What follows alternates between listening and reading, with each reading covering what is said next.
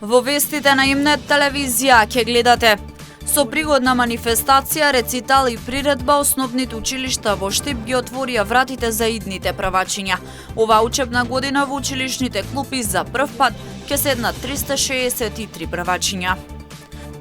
Зголемен буџетот за општата болница Кочани, одобрени нови 20 вработувања, а во наредниот период ќе се опреми оделот за физикална терапија и ќе се обезбедат средства за централа за кислород за хируршките сали.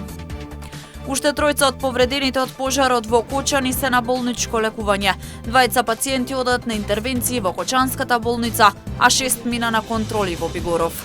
Семејствата на починатите утре на нов протестен марш. Раздвижен празничен пазарен ден во Штип, цените прилагодени за џебот на граѓаните, иако последен за овој месец, задоволни и продавачите и купувачите. Со вестите почнуваме веднаш по рекламите. Останете со нас.